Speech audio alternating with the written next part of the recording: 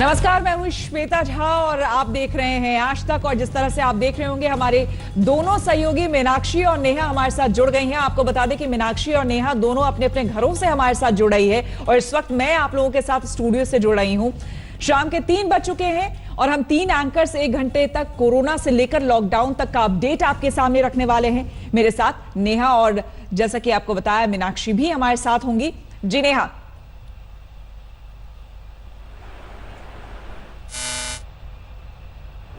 नेहा तक आवाज नहीं जा पा रही है। मीनाक्षी, आप पहली बार घर से बुलेटिन कर रही हैं और हमारा यही मकसद है, यानी कि आज तक का यही मकसद है कि चाहे स्थिति या परिस्थिति जैसी भी हो, हम लोगों तक सही सटीक खबरें हर वक्त पहुंचाते रहेंगे। एब्सोल्युटली श्वेता, आपने बिल्कुल ठीक कहा। और देखिए, वक्त बदल रहा है और चुनौतियां बहुत हैं। ना सिर्फ हम उन चुनौतियों से लड़ रहे हैं, बल्कि देश में, दुनिया में एक तरह से लाइफस्टाइल भी लगातार लोगों का बदला है। और हमारी भी आज तक पर यही कोशिश है कि जो भी खबरें हैं वो खबर छूटनी नहीं चाहिए और अपने दर्शकों को पूरी जिम्मेदारी के साथ हम हर खबर पहुंचाते रहें। अब देखिए, जिसका जिक्र श्वेता आप कर रही थी कि कैसे देश के अलग अलग हिस्सों से अभी भी स्वास्थ्य कर्मियों पर, पुलिस कर्मियों पर हमले की खबरें आ रही हैं। और इंदौर अपने आप में ऐसा शहर जहां से सबसे पहले ऐसी खबर की शुरुआत हुई थी, मध्य प्रदेश के सबसे ज्यादा प्रभावित शहरों में से एक है। और आज एक बार फिर वहां पर वैसी ही खबर दिखाई दी जिसने पूरे देश को एक बार फिर चिंता में डाल दिया कि अगर पुलिस कर्मियों के साथ ऐसा बर्ताव होगा तो कैसे हालात बिगड़ेंगे और कैसे लॉ एंड ऑर्डर मेंटेन होगा। हम नेहा के पास भी चलेंगे, पहले अपने दर्शकों को ये रिपोर्ट दिखा देते हैं। अच्छा, मैं मेरा काम नहीं करूं? तो फिर हम भी हमारा काम कर रहे हैं। दूर से करना। अरे तुम सामने से हटो, कैमरे फ्रेम में आ रहे हो।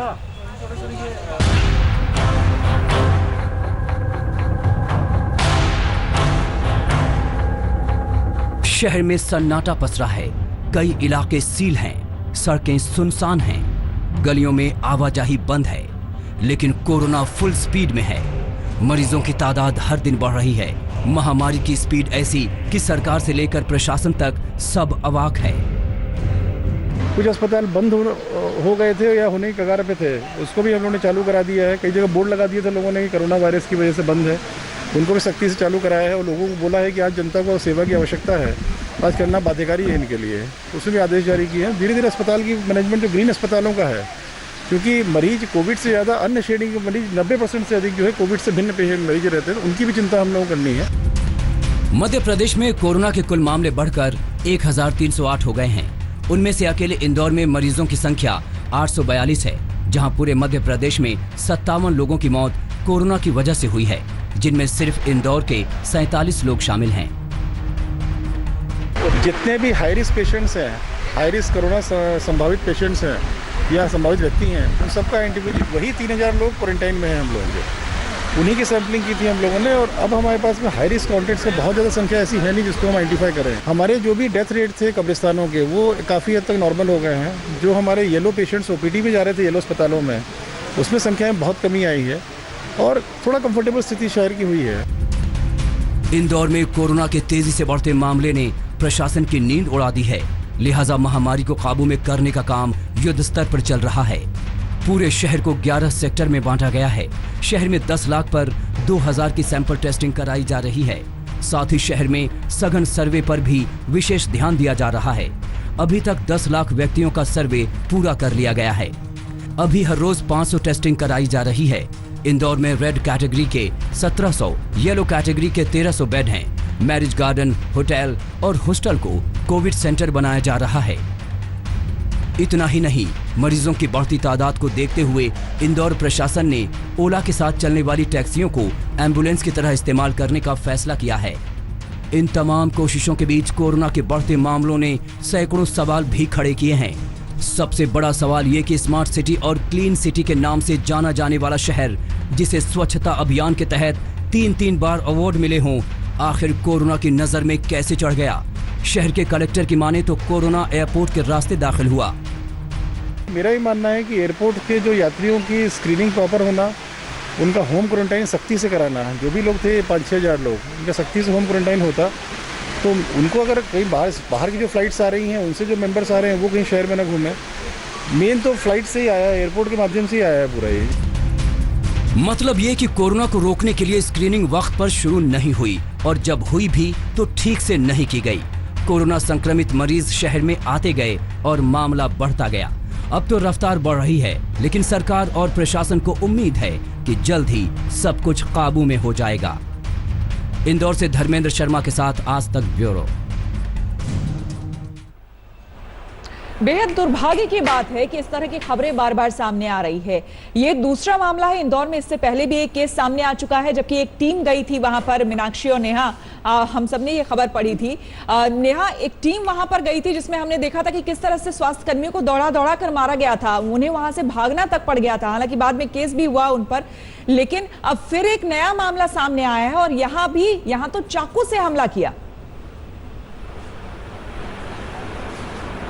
जी हाँ श्वेता, बिल्कुल बेहद शर्मनाक ये घटना है और जितनी कड़े शब्दों में भी इसकी निंदा की जाए वो कम है, क्योंकि जो लोग अपनी जान हथेली पर लेकर कोरोना संक्रमित लोगों को बचाने या फिर उनका ट्रीटमेंट करने की लगातार भरसक प्रयास कर रहे हैं, ऐसे लोगों पर हमला करना वाकई शर्मनाक है। रवीश पाल सिंह हमारे संवाददाता इस तमाम जानकारी के साथ हमारे साथ जुड़ गए हैं। रवीश, एक तो वैसे ही इंदौर में लगातार केसेस बढ़ते जा रहे हैं, ऐसे में आप डॉक्टर्स, मेडिकल टीम और नर्सेज पर हमला कर रहे हैं। ये बेहद शर्मनाक घटना एक बार फिर से इंदौर की है। ऐसे में कई सवाल वहां पर इस व्यवस्था पर भी खड़े हो रहे हैं कि आखिरकार जो टीम वहां पर पहुंचती है उन्हें क्या प्रोटेक्शन दिया जाना चाहिए।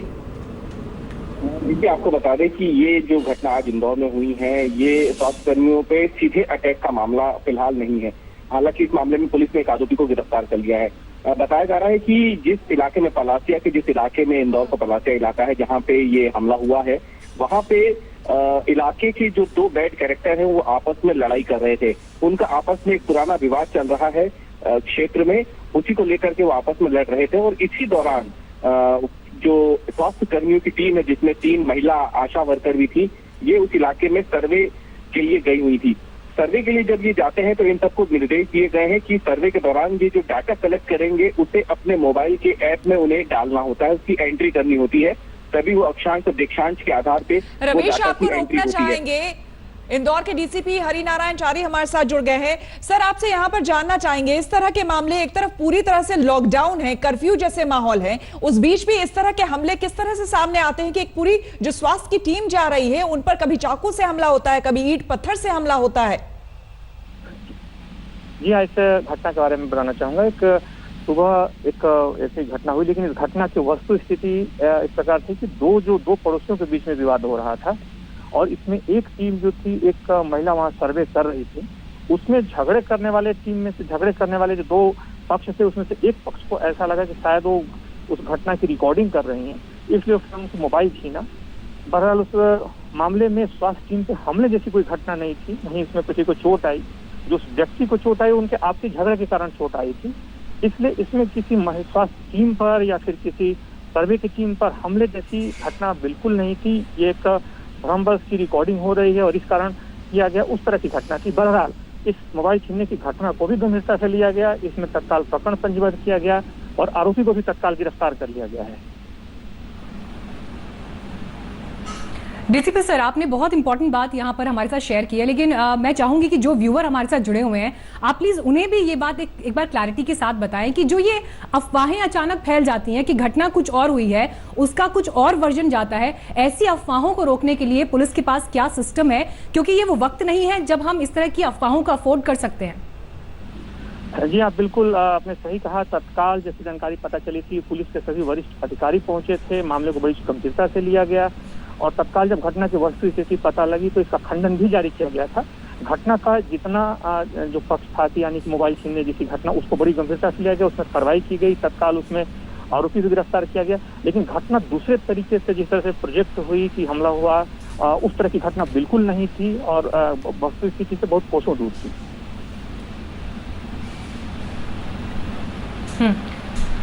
जी चारी सर, एक सवाल मैं आपसे और यहाँ पर पूछना चाहूंगी। हमें ध्यान है जब इंदौर में सबसे पहली घटना सामने आई थी इस तरह के अटैक की, तो उस वक्त मुख्यमंत्री शिवराज सिंह चौहान ने बड़े सख्त शब्दों में ये कहा था कि इस तरह की घटनाओं को बर्दाश्त नहीं किया जाएगा और ऐसे जो लोग होंगे जो कानून का उल्लंघन करेंगे, राष्ट्रीय सुरक्षा कानून उन पर लगाया जाएगा। इस तरह की घटनाएं अगर भविष्य में होती हैं, मैं चाहूंगी कि आप जरूर इस मंच से एक संदेश लोगों को दें जो कम से कम इस वक्त इस बुलेटिन को देख रहे हैं कि ऐसी घटनाओं को प्रशासन भी बर्दाश्त नहीं करेगा अगर इन फ्यूचर ऐसा कुछ होता है तो। यह इन घटनाओं को लेकर के पुलिस बड़ी ही गंभीर है। पूरी तरह से लॉकडाउन, जहां तक की बात है, बड़ी सख्ती से लॉकडाउन लागू किया गया है। और ऐसी घटनाएं जो उस घटना में हुई थी, उस घटना में भी पुलिस ने बड़ी तत्परता से बड़ी कड़ी कार्रवाई की थी। उसमें सभी जो मुख्य आरोपी थे उनके विरुद्ध NSA की कार्रवाई भी की थी। बहरहाल इस घटना से जहां तक बात है, तो इस घटना का स्वरूप कुछ और था और कुछ और तरीके से प्रतिबिंबित हुआ। ये जो प्रोजेक्ट हुआ किसी और तरीके से हुआ। फिर भी पुलिस ने घटना का गंभीरता को, इसी घटना को भी लिया है। इस आरोपी को, जैसा हमने जिक्र किया, कि गिरफ्तार भी किया है। बहरहाल जो भी टीम है यहाँ पर, जो भी टीमें काम कर रही हैं, पुलिस की टीम काम कर रही है या स्वास्थ्य की टीम काम कर रही है, वो पूरी तरह सुरक्षित हैं। लगभग हर जगह स्वास्थ्य टीम के साथ पुलिस की टीम भी जाती है, वहाँ स्थानीय धर्मवारी भी जाते हैं और कहीं फिर उसके बाद कैसी कोई घटना नहीं हुई है। और लॉकडाउन भी पूरी तरह से यहाँ पे काफी सख्ती से पालन हो रहा है। जी बिल्कुल, बहुत बहुत धन्यवाद सर आपका तमाम जानकारी। शुक्रिया सर आपका बहुत बहुत हमसे बात करने के लिए। इंदौर रेंज के DIG हरिनारायण चाराड़ी जी हमारे साथ जुड़ रहे थे और उन्होंने ये बताया कि हालांकि इस घटना का स्वरूप अलग था, लेकिन फिर भी लोगों से ये अपील है कि वो सोशल डिस्टेंसिंग का पालन करें। और श्वेता, बार बार हम भी अपने मंच से यही प्रयास कर रहे हैं कि लोग इस बात की अहमियत को समझें। बिल्कुल मीनाक्षी, और बार बार हम ये अपील भी कर रहे हैं लोग इस बात को समझें और चलिए दोबारा इस तरह की घटना ना हो, हम यही उम्मीद कर सकते हैं। और इस बीच आपको अब हम खबर दिखाएंगे और बताएंगे मीनाक्षी, नेहा लगातार इस तरह की खबरें आ रही है कि किस तरह से सोशल डिस्टेंसिंग की धज्जियां, लॉकडाउन की धज्जियां उड़ाई जा रही हैं। अगली खबर जो है वो अब हम बताने वाले हैं, जो कि मजदूरों से खचाखच भरा एक ट्रक था, वो महाराष्ट्र से यूपी पहुंच गया और कर्नाटक में एक मंत्री जी की मुफ्त राशन के प्रचार ने क्या कुछ कर दिया। नेहा। बिल्कुल श्वेता, लगातार ये खबरें आ रही हैं और हमने देखा था कि किस तरीके से कई बार एम्बुलेंस का इस्तेमाल किया जाता है। उसके अंदर कुछ लोग जो एक राज्य से दूसरे राज्य तक पहुंचना चाहते हैं वो इस एम्बुलेंस में पाए गए। कई बार हमने देखा कि जब जहां पर भी फ्री में या फिर मुफ्त में खाने का वितरण हो रहा है, वहां पर भी सोशल डिस्टेंसिंग का पालन नहीं किया जा रहा है। दरअसल सोशल डिस्टेंसिंग वो शब्द बन गया है जो हर किसी की अब जुबान पर रटा होना चाहिए। एक ऐसा शब्द है जो अब इस माहौल में, इस पूरे परिप्रेक्ष्य में बहुत ज्यादा महत्वपूर्ण, बहुत ज्यादा रेलेवेंट है। और मीनाक्षी, और हम जब भी शो करते हैं 1 और 11, उसमें हमने हमेशा देखा है कि इस तरह की जो नियमों की है वो किस तरह से धज्जियां उड़ाई जाती हैं, इसको लेकर तमाम खबरें आती हैं। पुलिस वालों ने जब इस ट्रक को चेकिंग के लिए रोका तो उन्हें भी अंदाजा नहीं था कि आगे क्या तस्वीर सामने आने वाली है। पूरी तरह से बंद ट्रक के अंदर एक एक कर मजदूर निकलने लगे। ये गिनती एक एक कर 53 तक पहुंच गई। पता चला कि ये सारे लोग महाराष्ट्र के पुणे से चले आ रहे हैं। ट्रक पूरी तरह पैक था और आगे शीशे पर लिखा था अति आवश्यक सेवा। ड्राइवर, कंडक्टर समेत 55 लोगों को वहीं पकड़ा गया। मुकदमा दर्ज हुआ और सबको क्वारंटीन में भेज दिया गया।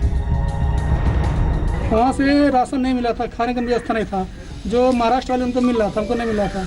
जो हमारे कंपनी वाले थे वो बोलते थे मैं आ रहा हूँ, फोन करने के बाद कोई नहीं। 4 दिन भूखे थे और जो सामान 10 में मिलता था वो लगे 20 में मिलने चालू हो गया। वहाँ पे हम लोग किसी तरह, मेरे गांव का एक पहचान वाला था गाड़ी वाला, मैं उसको बोला भाई हाथ पाँव जोड़े हम लोग, चलो बाद में काम करेंगे, तुम्हारा मैं कर्जा चुका दूंगा जो भी रहेगा डीजल पानी का, मेरे को छोड़ दो मेरे गाँव। मजदूरों का कहना है कि पुणे में स्थानीय लोगों को राशन मिल रहा था, लेकिन उन्हें खाने पीने की दिक्कत थी, इसलिए उन्होंने घर लौटने का ये जुगाड़ लगाया।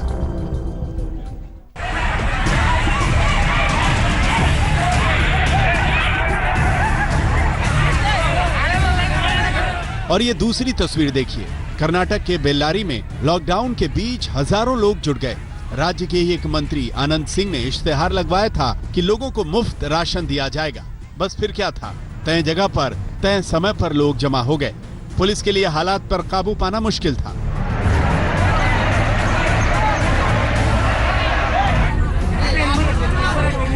जिस मैदान में राशन बांटा जाना था, उसका गेट खुलते ही लोग एक साथ दौड़ पड़े।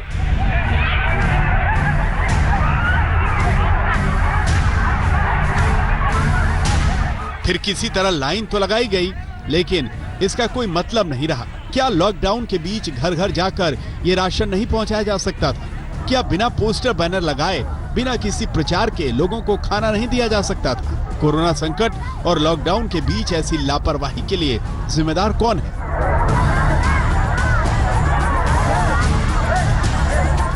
महाराजगंज से अमितेश त्रिपाठी के साथ नागार्जुन, बेल्लारी, आज तक।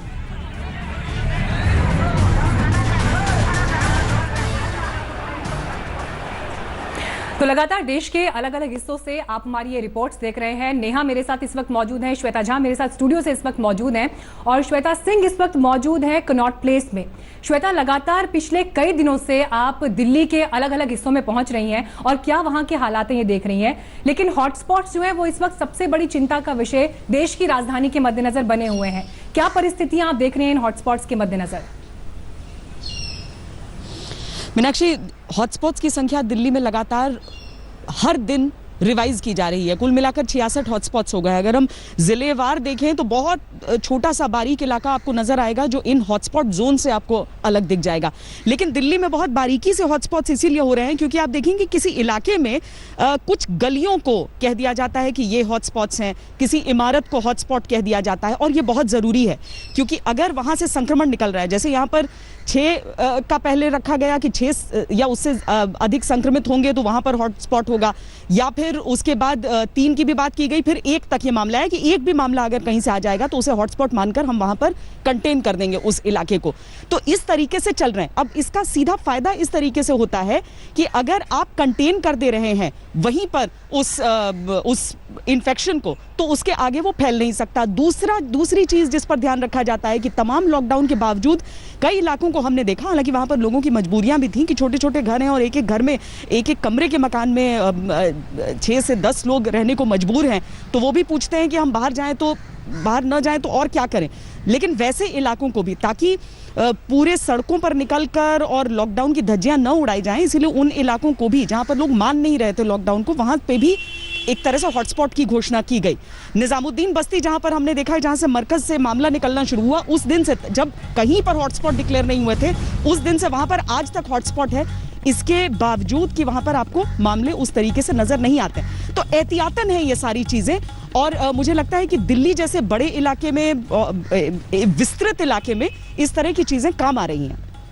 साथ ही श्वेता, एक और सवाल मन में आ रहा है क्योंकि आप कई सारी रिपोर्ट्स कर चुकी हैं, आप सेफ्टी किट्स को लेकर भी कई रिपोर्ट्स दिखा चुकी हैं।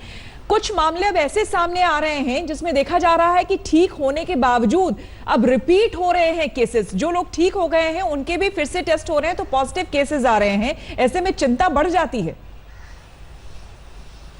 जी वाकई, पहले तो सबसे पहले चाइना से इस तरह के रिपोर्ट्स आए कि वहाँ पर जिन लोगों को ठीक होकर घर भेज दिया गया था, वहाँ से भी दोबारा जब उनके टेस्ट किए गए हैं कुछ दिनों बाद तो वो पॉजिटिव निकले हैं, जिसके बाद पूरी दुनिया में ये कह दिया गया कि अगर कोई भी व्यक्ति है जो जिसका चौथा रिपोर्ट आ गया है नेगेटिव, उसे भी मॉनिटर किया जाए। और इसीलिए वो 14 दिन का पीरियड कहा जाता है कि आप उस समय आइसोलेशन में रहें। ऐसा नहीं है कि घर आप ठीक होकर जा रहे हैं और उसके बाद फिर वापस आप मिलना जुलना शुरू कर दीजिए, उस दौरान भी आपको आइसोलेटेड ही रहना है। ये चीज़ें वाकई बहुत अभी परेशान करेंगी क्योंकि एक ऐसा वायरस है जिसके बारे में कोई जानता ही नहीं है। तो डॉक्टर्स भी इसको लेकर थोड़ा सा चिंतित हैं। वो कहते हैं कि हर दिन को हम एक नए दिन, एक नई सीख के तौर पर देख रहे हैं और इसके साथ ही कहते हैं कि कोई भी पेशेंट आता है उसे हम इस तरीके से ट्रीट करना शुरू करते हैं कि ये कोरोना पेशेंट है, क्योंकि अगर हम सोच लेंगे कि इसे नहीं है संक्रमण तो शायद हम उसका ट्रीटमेंट करते हुए और बाकी मरीजों तक वो न फैला दें।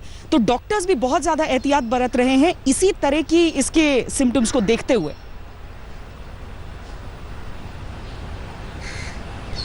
जी श्वेता, आपसे हम ये भी एक शुक्रिया सवाल श्वेता करना आपका इस जानकारी के लिए। आपके पास हम आगे लौटते रहेंगे अपडेट के लिए।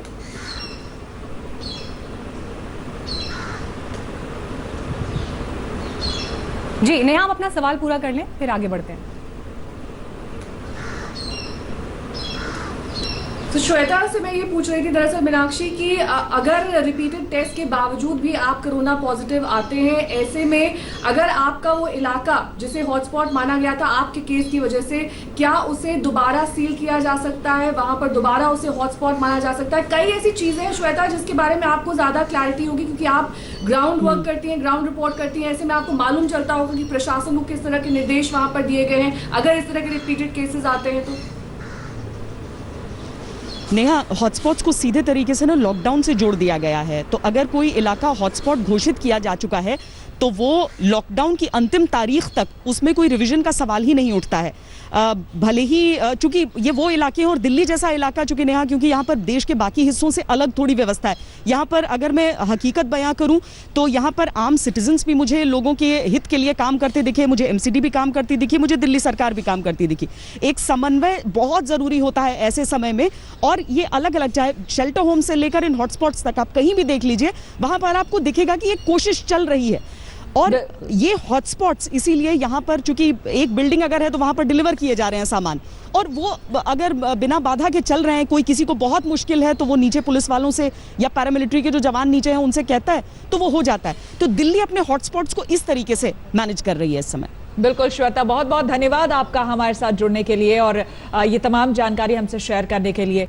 तो लॉकडाउन अपडेट हम 3 एंकर्स के साथ आपको लगातार दे रहे हैं। इस बीच एक बड़ी खबर आपको हम बता दें, लुधियाना के एसीपी की कोरोना की वजह से मौत हो गई है। ये बड़ी खबर सामने आई है जिसमें बताया जा रहा है कि उनकी पत्नी भी पॉजिटिव पाई गई हैं। उनका भी टेस्ट हुआ है। 52 साल के एसीपी अनिल कोहली की जान चली गई है कोरोना की वजह से, और उनकी पत्नी का भी टेस्ट करवाया गया जिसमें वो पॉजिटिव पाई गई है।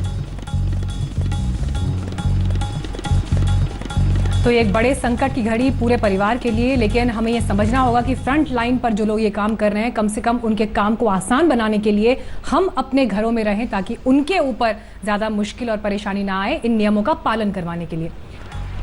और लगातार ये सवाल बना हुआ है कि आखिरकार मौलाना साद कहाँ है, क्योंकि अब ये खबरें मिल रही हैं कि मौलाना साद दिल्ली में हो सकता है कि बहुत दिनों से वो यहीं पर बना हुआ है, यहीं पर उसे छुपाने की कोशिश की जा रही है। लेकिन लगातार तबलीगी जमात और मौलाना साद को लेकर नित नई खबरें आ रही हैं और पुलिस पर भी ये दबाव बना हुआ है कि जल्द से जल्द मौलाना साद सलाखों के पीछे हो।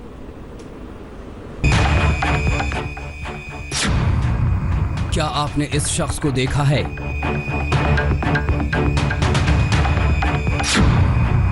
क्या इस शख्स की कोई जानकारी है?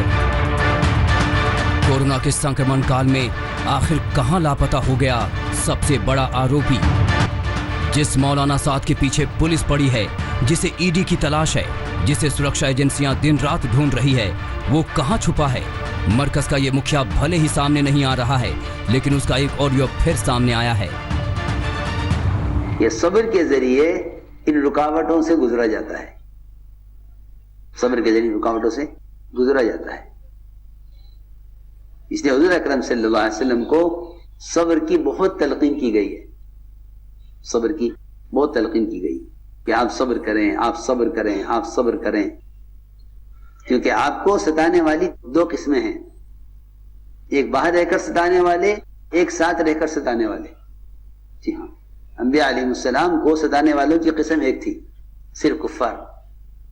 आपको सताने वालों की किस्में 2 हैं। बेशक ये मौलाना अब सब्र का पाठ पढ़ा रहा है, ये अब अपने गुनाह पर सादगी का मुलम्मा चढ़ाने में लगा हो, लेकिन जब दिल्ली के निजामुद्दीन के मरकज में था तो जहर बो रहा था, हजारों लोगों का ब्रेन वॉश कर रहा था। जिस तरह का भी कोई अजाब आए, तुम्हें दौड़ना चाहिए मस्जिदों की तरफ। यह ख्याल बातिल ख्याल है कि मस्जिद में जमा होने से बीमारी पैदा होगी, यह ख्याल बिल्कुल बातिल ख्याल है। हैरान करने वाली बात यह है कि भड़काऊ बयान देने वाला साद ने खुद को कोरोना नेगेटिव बताया, लेकिन 17 दिन बीत जाने के बाद भी वो एजेंसियों के सामने अब तक नहीं आया है। मौलाना साद जिस तरीके से क्वारंटाइन टाइम की मुद्दत पूरी होने के बाद भी आज भी मौलाना छुपा हुआ है, बड़े अफसोस की बात है। मौलाना साद के काले कारनामे की फहरिस्त लंबी है, जिसके गुनाह की किताबों के पन्नों को पलटने में जांच एजेंसियां जुट गई हैं। आखिर किन देशों से मरकज के खातों में पैसे आए? हवाला के जरिए ये पैसा कैसे आ रहा था? बैंक अलर्ट के बाद भी ट्रांजैक्शन पर रोक क्यों नहीं लगी? मरकज के इस मुखिया के पीछे इनकम टैक्स विभाग ने भी रडार तान दिया है। शुरुआती जांच में इनकम टैक्स के मामले में साद को संदिग्ध पाया गया है, वहीं अवैध संपत्ति की जानकारी छुपाने में भी मौलाना साद संदिग्ध हैं। क्राइम ब्रांच पिछले 5 वर्षों के साथ के इनकम टैक्स रिटर्न की जांच कर रहा है। जांच एजेंसी ये भी देख रही है कि आखिर मरकज के सदस्यों को किसने पैसे मुहैया कराए। इस बात की भी तफ्तीश की जा रही है कि आखिर जनवरी से मरकज में आने वाले हजारों जमात को रहने और खाने के लिए पैसे किसने मुहैया करवाए। सूत्रों के मुताबिक प्रवर्तन निदेशालय यानी कि इन्फोर्समेंट डायरेक्टरेट इस बात की जांच कर रहा है कि कहीं मौलाना साद अपने जो ऑर्गेनाइजेशन है मरकज के जरिए मनी लॉन्ड्रिंग तो नहीं किया है। जैसे जैसे वक्त बीत रहा है मौलाना साद के गुनाहों से पर्दा भी हट रहा है। योगी सरकार के मंत्री मोहसिन रजा ने तबलीगी जमात पर निशाना साधा है। तबलीगी जमात पर विदेशों से फंडिंग और देश विरोधी गतिविधियों पर कानूनी कार्रवाई की मांग की थी। उसे भारत सरकार ने स्वीकार करके ईडी को सौंप दी है। मैं केंद्र सरकार का आभारी हूँ। मौलाना साद के लिए अब बचना मुश्किल है। वो ज्यादा दिनों तक कानून के हाथ से बच नहीं सकता। बेहतर होगा कि तबलीगी जमात को भड़काने वाला मौलाना खुद ही सरेंडर कर दे। लखनऊ से कुमार अभिषेक, दिल्ली से मुनीश पांडे के साथ आज तक ब्यूरो। तो मौलाना साद सरेंडर कर दे, लगातार ये आपको आवाज सुनाई दे रही है, लेकिन बड़ी बात ये कि मौलाना साद तक अभी तक पुलिस पहुंच नहीं पाई है। लेकिन इस बीच ऑडियो पर ऑडियो आरोपी मौलाना साद रिलीज कर रहा है।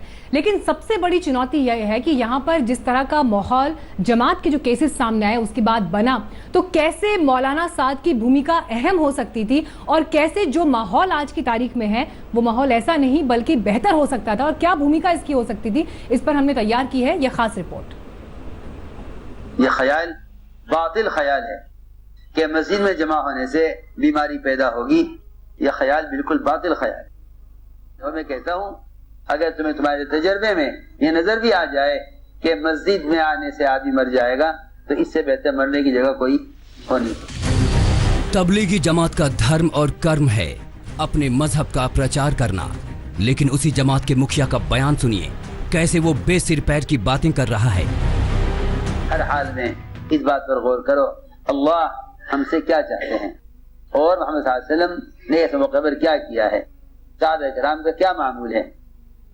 तुम्हें एक वहम बैठ गया है दिल में बीमारी का, और बैठ गया नहीं बिठाया गया है, बैठ गया नहीं बल्कि बिठाया गया है, बिठाया गया है। पूरा देश और हर धर्म के लोग एक साथ खड़े हैं। कोरोना के खिलाफ जंग लड़ी जा रही है और ये सभी लड़ाई का हिस्सा बन रहे हैं। लेकिन मौलाना के मरकज ने इसकी परवाह किए बिना तबलीगी का जलसा आयोजित कर लिया और इन्हीं सब के बीच हुई साद की भड़काऊ तकरीर। अमवात कहाँ नहीं होती और अमवात कितने अमराज से। हमेशा ये बात याद रखना, मोमिन का ये ईमान है, मोमिन का ये ईमान है कि कोई कभी भी मौत सबब की वजह से नहीं आती। जब जमात का नेता ऐसा बोल रहा हो तो उसके लोगों से समझदारी की उम्मीद करना बेईमानी है। सबसे शर्मनाक घटना तो जान बचाने वाले डॉक्टरों के साथ होने लगी। कई जगह कोरोना की जांच करने गई मेडिकल टीम पर हमले हुए। इंदौर से लेकर मुरादाबाद तक कई डॉक्टर जख्मी हो गए। कुछ लोग कोरोना की जांच नहीं कराना चाहते थे। कई लोगों ने डॉक्टरों पर भरोसा करना तक छोड़ दिया।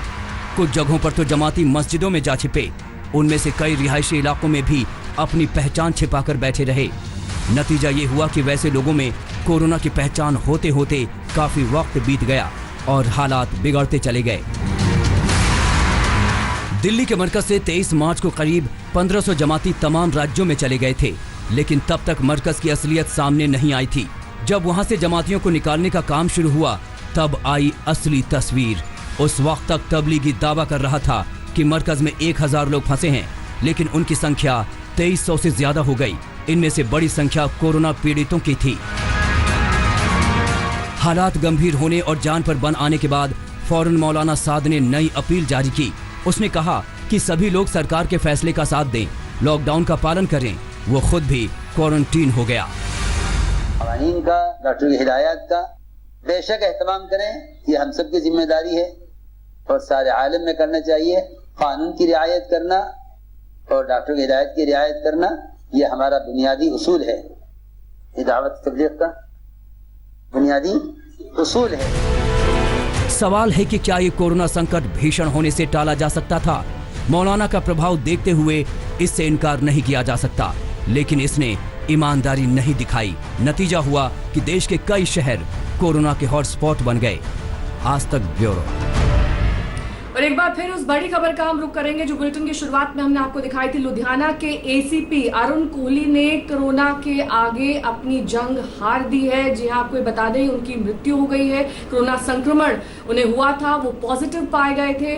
और इस बीच हम आपको ये भी बता दें कि लगातार हमें सलाम करना चाहिए उन फ्रंट एंड वॉरियर्स का जो कोरोना के खिलाफ जंग लड़ रहे हैं, बिना किसी अंजाम की परवाह किए बगैर वो अपने परिवार को भी खतरे में डाल रहे हैं, लेकिन फिर भी लगातार आपको और हमें महफूज करने के लिए ये जंग लगातार इन कोरोना वॉरियर्स की ओर से लड़ी जा रही है। और ऐसी ही जंग के आगे अब हमने देखा कि किस तरह से लुधियाना के एसीपी अरुण कोहली, जिनकी तस्वीर भी हम आपको टेलीविजन स्क्रीन पर दिखा रहे हैं, वो ये जंग हार गए हैं, उनकी मृत्यु हो गई है। अब से कुछ ही देर पहले ये खबर आई कि कोरोना संक्रमण के बाद उनका इलाज चल रहा था, लेकिन अब वो हमारे बीच नहीं रहे।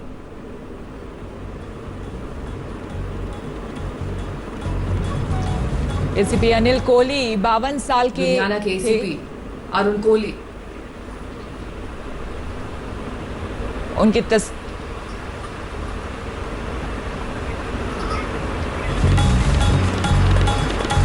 और इस बीच एक और बड़ी खबर आ रही है और इस बड़ी खबर का रुख करेंगे श्वेता झा के साथ, जो कि स्टूडियो में मौजूद है। श्वेता, दिल्ली से ये बड़ी खबर आ रही है। यहाँ पर एक डॉक्टर की खुदकुशी मामले में आम आदमी पार्टी के विधायक प्रकाश जारवाल घिर गए हैं। जी हां, दिल्ली पुलिस ने आप विधायक के खिलाफ खुदकुशी के लिए उकसाने का केस दर्ज किया है। डॉक्टर राजेंद्र सिंह ने आज सुबह ही जान दे दी है और इनके बेटे यानी कि मृतक के जो बेटे हैं, उन्होंने आप विधायक के खिलाफ जबरन वसूली की शिकायत दर्ज कराई है। इस आधार पर दिल्ली पुलिस ने एफआईआर दर्ज किया है। ये बेहद दुखद खबर सामने आई है दिल्ली से, जहां पर डॉक्टर की खुदकुशी का यह मामला सामने आया है, लेकिन इस बीच फंस गए हैं आप विधायक। खुद डॉक्टर के बेटे ने यानी कि मृतक के बेटे ने शिकायत दर्ज कराई है और उन्होंने कहा है कि दरअसल ये उकसाते थे उनको वसूली के लिए बार बार परेशान उनके पिता को करते थे। मृतक डॉक्टर के बेटे ने यह बात की है।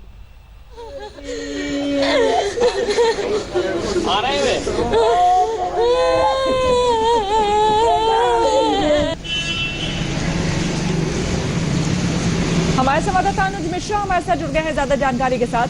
अनुज, जानना चाहेंगे इस पूरे मामले के बारे में, कौन थे, कहां पर थे ये डॉक्टर, क्या था पूरा मामला?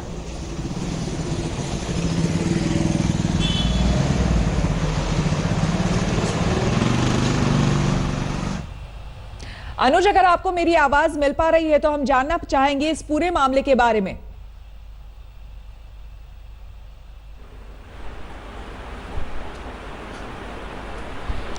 अनुज से हमारी बात नहीं हो पा रही, हम कोशिश करेंगे अनुज से संपर्क करने की, लेकिन इस बीच आपको बड़ी खबर बता दें, जहां एक तरफ कोरोना वॉरियर्स ये डॉक्टर्स दिन रात कोशिश कर रहे हैं लोगों को बचाने की, उस बीच एक डॉक्टर के खुदकुशी की खबर सामने आ जाए, ये अपने आप में दुर्भाग्यपूर्ण है और दुखद है।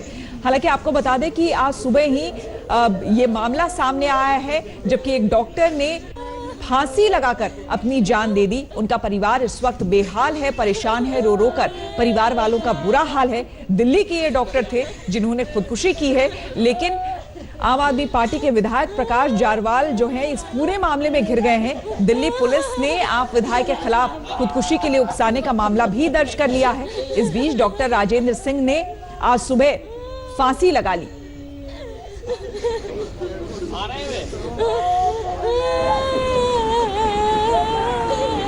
बिल्कुल, और बेहद दुर्भाग्यपूर्ण ये घटना जिसमें डॉक्टर की आत्महत्या का मामला सामने आया। हालांकि ये तफ्तीश का विषय है कि आत्महत्या किन वजहों से की गई, क्या हालात थे जिसकी वजह से इतना ये कदम उठाना पड़ा इन डॉक्टर्स को। और साथ ही आपको ये भी बताना चाहेंगे कि ये जो मामला दरअसल सामने आया है, इसमें एक विधायक की भूमिका भी बताई जा रही है। हालांकि क्या भूमिका रही, क्या कुछ बातचीत हुई इस डॉक्टर इस विधायक के बीच, लेकिन ये सब कुछ अब इस वक्त जांच का विषय है। अभी प्राथमिक तौर पर जो जानकारी मिल रही है उसके मुताबिक इस डॉक्टर की आत्महत्या का ये मामला बेहद दुर्भाग्यपूर्ण और काफी ज्यादा दुखद, क्योंकि ये फ्रंट एंड वॉरियर्स जिनकी हम लगातार बात करते रहते हैं, हम ये कहते हैं कि अनुज मिश्रा हमारे संवाददाता से तमाम जानकारी के साथ हमारे साथ जुड़ गए। अनुज, क्या है ये पूरा मामला, पहले तफसील से बताइए, डिटेल में बताइए कि आखिरकार आत्महत्या जैसा कदम उठाने के लिए क्यों मजबूर होना पड़ा?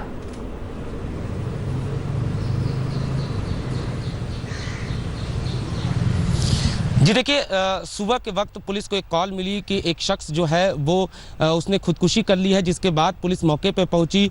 तफ्तीश के बाद पता चला कि इस शख्स का नाम जो है डॉक्टर राजेंद्र सिंह है और पुलिस को मौके से एक खुदकुशी सुसाइड नोट मिला, जिसमें साफ तौर पर उसने अपना दर्द लिखा था। उसने साफ तौर पे ये लिखा था कि उसे कैसे काफ़ी सालों से परेशान किया जा रहा है। उसने उसमें बाकायदा जो लोकल विधायक हैं उनका नाम लिखा, प्रकाश जारवाल, और साथ ही साथ कपिल नागर का नाम लिखा।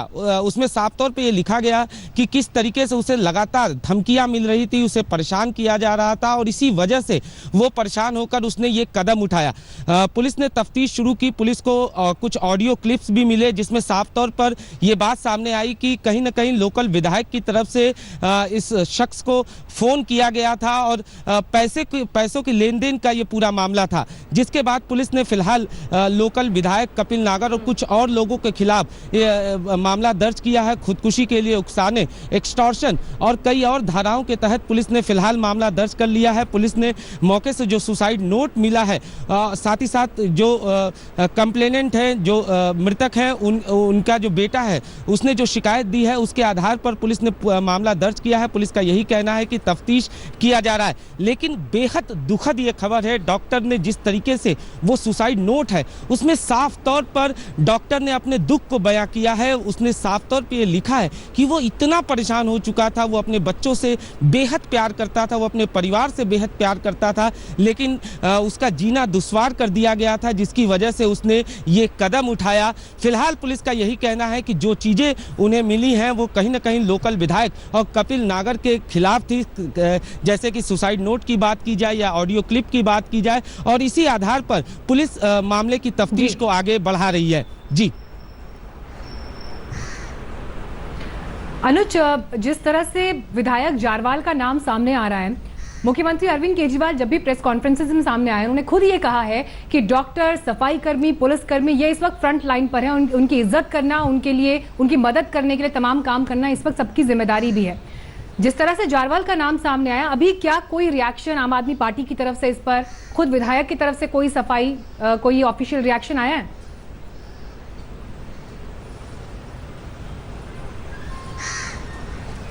जी देखिए, जहाँ तक विधायक की बात की जाए तो उनका साफ तौर पे यही कहना है कि उन्होंने, चूंकि कपिल नागर से वो उनके सहयोगी थे, पैसे जो विधायक ने अपनी सफाई में कहा है उनका साफ तौर पे यही कहना था कि कपिल से पैसों के लेन देन की बात थी। उन्होंने सिर्फ ये ज़रूर कहा था कि जो पैसा है उसे वापस कर दिया जाए, लेकिन अगर ऐसी कोई दिक्कत थी तो उनको मुझसे संपर्क करना चाहिए था, इस तरीके का कदम नहीं उठाना चाहिए था। ये फिलहाल उनकी सफाई में कहा गया है, लेकिन जो सुसाइड नोट है वो कहीं ना कहीं साफ तौर पे बयां करता है कि किस तरीके से डॉक्टर को इतना मजबूर किया गया कि उसने ये कदम उठाया। और जाहिर सी बात है, सुसाइड जैसा कदम जो है आदमी इतने आसानी से नहीं उठाता, कहीं ना कहीं वो काफ़ी मजबूर हो चुका था, जिसकी वजह से उसने ये कदम उठाया। हालांकि विधायक की तरफ से सफाई ज़रूर आई है कि अगर ऐसी कोई दिक्कत थी उन्हें संपर्क करना चाहिए, लेकिन जाहिर सी बात है उनकी तरफ से जो फ़ोन किया गया है उसका रिकॉर्डिंग जो है वो पीड़ित के पास है और यही उनके खिलाफ है। तो फिलहाल पुलिस का यही कहना है कि इन्हीं आधार पर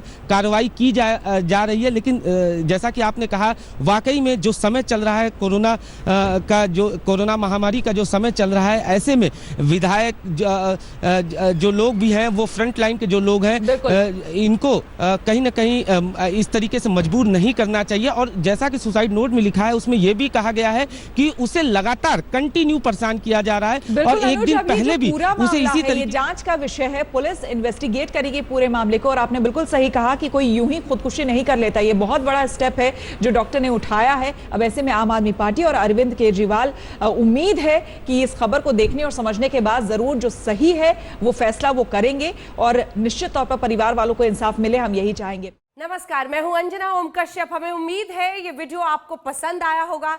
लेटेस्ट खबरों के लिए यूं ही देखते रहिए आज तक, और इस वीडियो के पसंद आने पर लाइक, शेयर एंड सब्सक्राइब करना ना भूलें।